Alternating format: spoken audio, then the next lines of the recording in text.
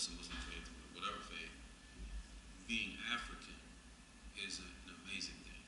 Spiritual, okay, and then musically, same thing. That there was a certain, passing down, volitional intentionality of passing down what was important, and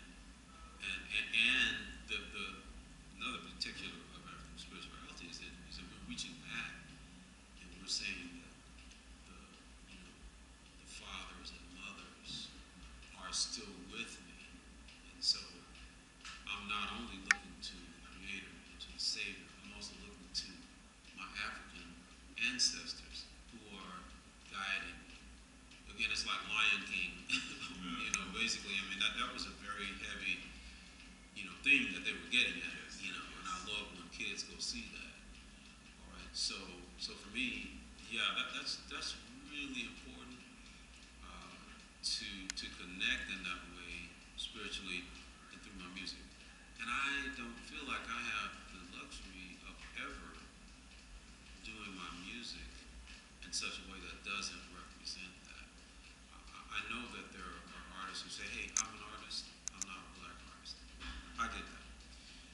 But I would counter by saying, we're not there yet, where you can not be a black artist. You just kind of need to know that your place in this whole thing is still about, hey, I'm representing the diaspora, representing this group of people and our contribution. See, that's what legitimizes it. It's not like, hey, we're this or we're that, and we're not you. It's like, no, we're all making our contribution. And so, I am an African person, and the more time I spend down there, the more I realize how important that is and how vital, how crucial it is for me to bring that into it. I read something recently that made me feel a little sad. It said that jazz is the most unpopular of all the American music genres at this point. How does such a statement make you feel? Right. I do believe that art has to. My wife always says, "You got to put on your big girl panties." I think that art has to have its own courage.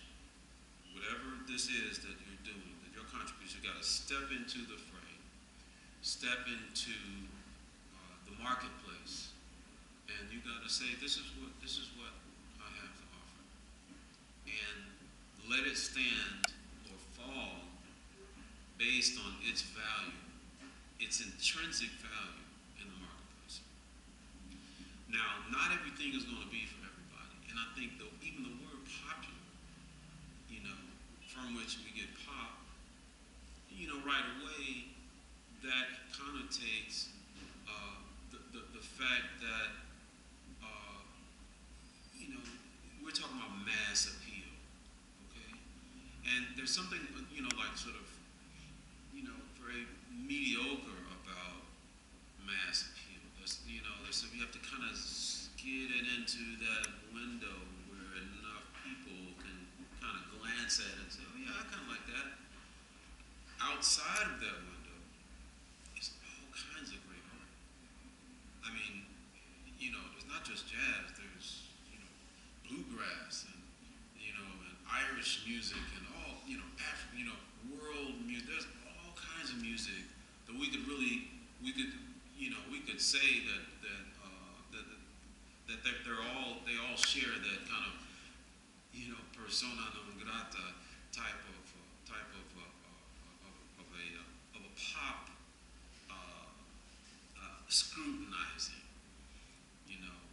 and that is not a bad thing. I think that the expectation of a jazz musician has to take into consideration, again, right at the beginning, put on your big girl panties and say, hey, why are you doing this? If you're doing it to get in that pop window, you may or may not make it. Kenny G is in there, and Dave Koz is in there.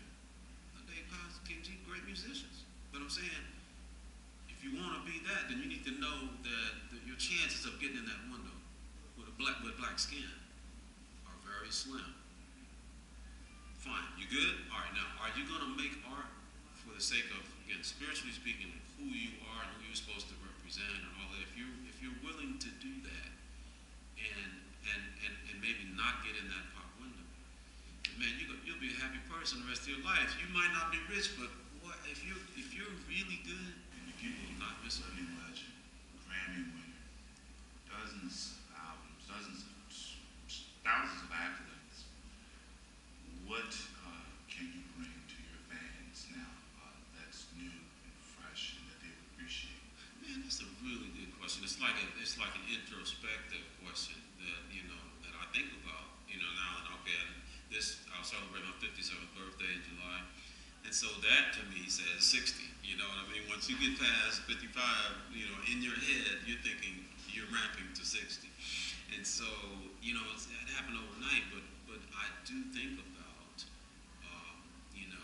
I think about that. I think about, well, okay, so Stevie Wonder, not to mention Frankie Beverly and Jeffrey Osborne and all these great artists, they kind of peaked at a certain point, to where the audience was not willing to continue to go with them. Now, they loved hearing them, but you know what they got to play? They got to play the old stuff, you know what I'm saying? Like, if he go in the studio right now, he can just go in there and have fun and order some really good Thai food. You know what I mean? But it ain't about him coming out with nothing that's going to get mass acceptance, because people have turned that off.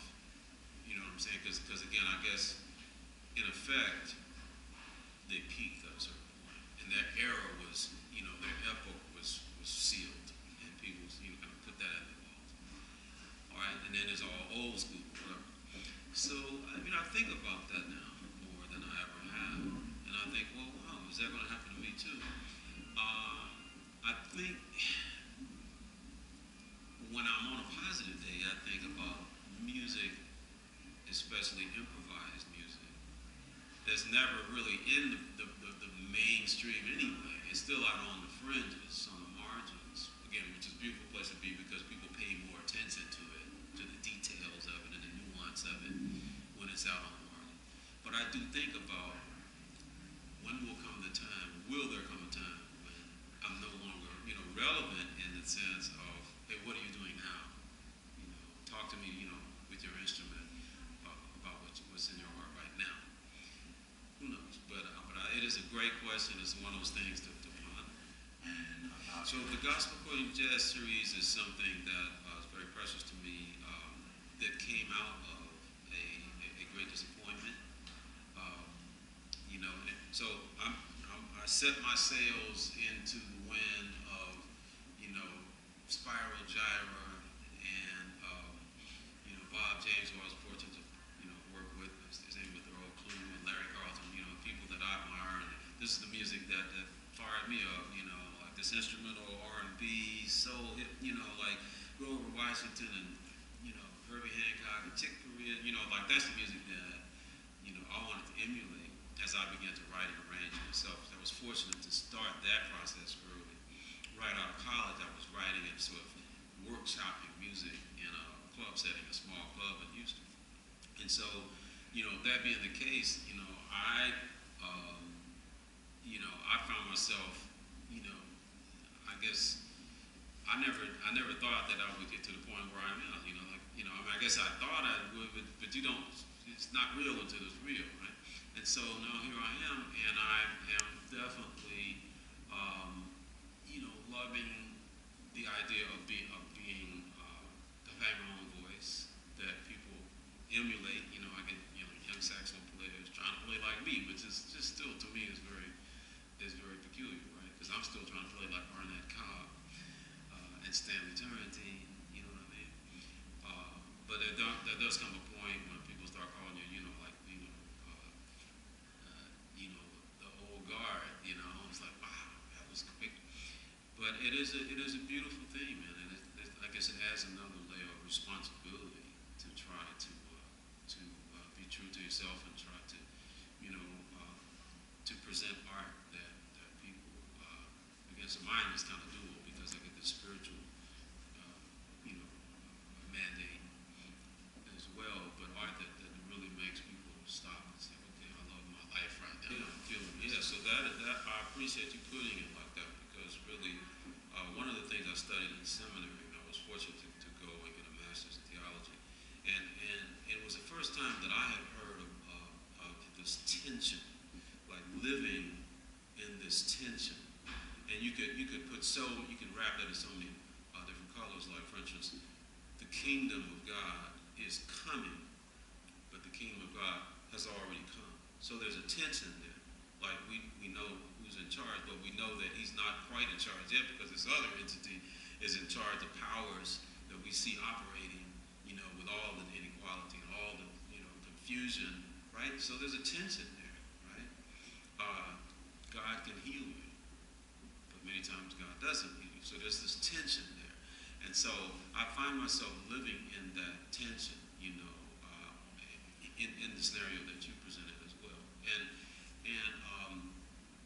you know, I think that's why it's so important, you know, the older I get, the more I want to listen to like the great, you know, spiritual like philosophers and spiritual writers who talk about living in the moment and being like, take this moment right here and just let that be sufficient and don't deal with tomorrow yet, you know, and you know, don't, you know, constantly dealing with trying to, yeah, I guess we're doing due diligence in our business, whatever, but try to be in the moment.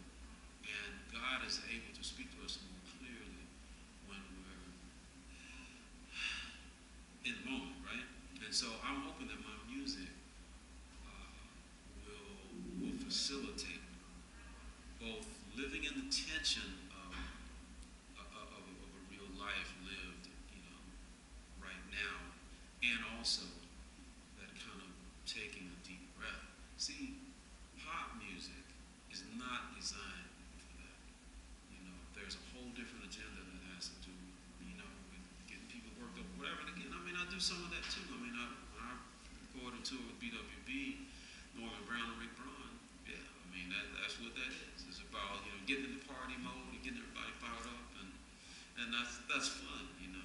But I'm grateful that that's not all I do, that I'm able with this Gospel for the Jazz series to get people to kind of, you know, to ponder the brevity of life, to ponder your responsibility as a world citizen, to ponder, you know, God's desire to live in you and through you, to ponder things like, I saw the movie Avatar, there was a scene where everybody, all the Na'vi were swaying together, and so, again, you know, some would say, well, that's another kind of, you know, metaphysical